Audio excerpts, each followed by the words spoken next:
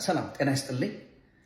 ዛሬ ልነግራችሁ የመጣሁት በዙሪያችን ህሊናቸውን የሸጡ ህሊናቸው የቆሸሸ ፈሪሃ እግዚአብሔር ከህይወታቸው የወጣ ትልልቅ የሚመስሉ ብዙ ዲግሪ ያላቸው የሚመስሉ በሀገር በሰፈር የተከበሩ የሚመስሉ በቤተ ክርስቲያን ውስጥ አገልጋይ የሚመስሉ ብዙ ሰዎች እየበዙ ስለሆነ እንድትጠነቀቁ ለመንገር ያክል ነው።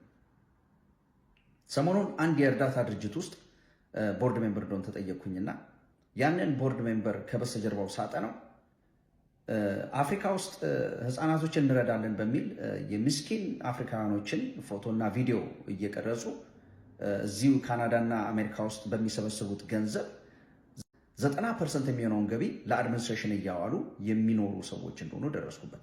ወደ አፍሪካ የሚሄደው 10% ብቻ ነው። ኢማጂን፣ በእነዚህ ምስኪን ህፃናቶች ስም የሚሰበሰበውን ገንዘብ እነሱ እዚህ ላቪሽ የሆነ ህይወት ይኖሩበታል።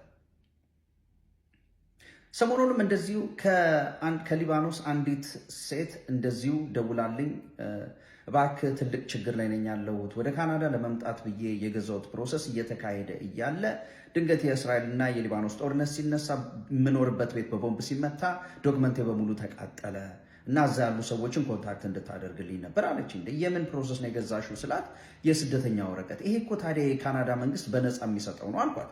አይ እኛ ገዝተን ነው አለች። ለመሆኑ ምን ያህል ከፈልሽ ስላት መጠኑን አልነግራችሁም፣ ግን ምን ሊያደርግ እንደሚችል ያ ገንዘብ ልንገራችሁ። መሀል አዲስ አበባ ውስጥ ባለ 2 ቤድሩም አፓርትመንት መግዛት የሚችል ገንዘብ ነው የከፈለችው። በጣም ገረመኝ። ለመሆኑ እነማን ናቸው ብዬ ምን አይነት ድርጅት ነው ብዬ ስጠይቃት የሃይማኖታዊ ድርጅቶች እንደሆኑ ነገረች። ኢማጂን፣ የካናዳ መንግስት ይህንን ወረቀት የሚሰጠው እዚህ ሀገር ያሉ ስደተኞች በስደት ሌላ ሀገር ላይ ያሉ ወገኖቻቸውን ወደ 3ኛ አገር ሪሴትልመንት እንዲያመጧቸው እንደ እርዳታ እንደ ማገዣ የሚሰጠው የነፃ ወረቀት ነው። ህሊናቸውን የሸጡ ሰዎች ግን እየቸረቸሩት ይገኛል። ወገኖቼ፣ ዛሬ ዓለማችንን የሞሉት እንደዚህ አይነት ሰዎች ናቸው። ዘፈኖቻቸውን ለመሸጥ ሲሉ ህዝብ የሚያጣሉ፣ ቲክቶክ እና ዩቱብ እንዲከፍላቸው ሲሉ ህዝብ እያጣሉ የውሸት ዜና የሚያመጡ፣ ህፃናቶችን እንረዳለን እያሉ የውጭ ብቻ የምነግራችሁ የኛው ሀገርም ሰዎች እዚሁ ካናዳ አሜሪካ ውስጥ የሚኖሩ የእርዳታ ድርጅት እየከፈቱ በጣም መጠነ ሰፊ ገንዘብ እየሰበሰቡ በደሃና በሚስኪን ሰዎች ስም ገንዘብ እየሰበሰቡ የሚኖሩ የሃይማኖት ተቋማት የሚመሩ ድርጅት የሚመሩ ትልልቅ ቤተሰብ ያላቸው ትልልቅ ሀብት ንብረት አፍርተናል የሚሉ ትልልቅ የትምህርት ደረጃ ላይ ደርሰናል የሚሉ ህሊናቸውን የሸጡ ሰዎች እየበዙ ስለሆነ ተጠንቀቁ። እናንተ እግራችሁ እስከሚያብጥ ድረስ ወገባችሁ እየተንቀጠቀጠ ሌት ተቀን እየሰራችሁ የምታመጡትን ገንዘብ እነሱ ወይ በሃይማኖት ስም ወይ በእርዳታ ስም ወይ በፕሮሰስ ስም ከእጃችሁ እየወሰዱ ይጠቀሙበታል። ስለዚህ ከእንደዚህ አይነት ህሊናቸው ከቆሸሸ ህሊናቸውን ከሸጡ ሰዎች ተጠበቁ። መልካም ቀን ይሁንላችሁ። ሰላም ጤና ይስጥልኝ። ዛሬ ደግሞ ስለ ዳርክ ሳይኮሎጂ ንገራችሁ።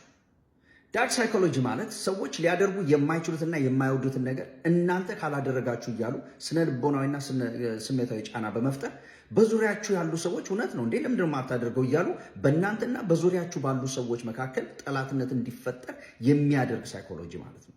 ለዚህ ትልቁ ምሳሌ የሚሆንን ቶማስ ጄፈርሰን ነው። ቶማስ ጄፈርሰን የቀድሞ የአሜሪካ ፕሬዚዳንት ነበረ። ይሄ ሰው በስሩ ወደ 600 የሚሆኑ ባሪያዎች ነበሩት። ከነዚህ ባሪያዎች በህይወት ዘመን ውስጥ የለቀቃቸው 2ቱን ብቻ ነው። ሌሎቹም በሙሉ ጨረታ ላይ ሸጧቸዋል። ለምን ሲባል ዕዳ ስለነበረብኝ እነሱን ሸጬ ነው የከፈልኩት ብሏል።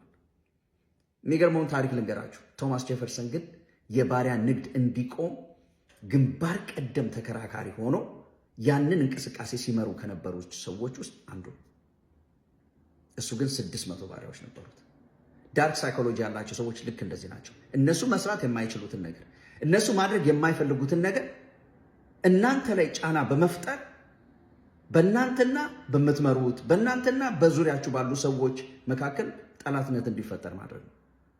ይህን ያልኩበት ምክንያት አለ። ኢትዮጵያ አሁን ባለችበት ሁኔታ በድል ጎዳና ላይ ነኝ ያለችው።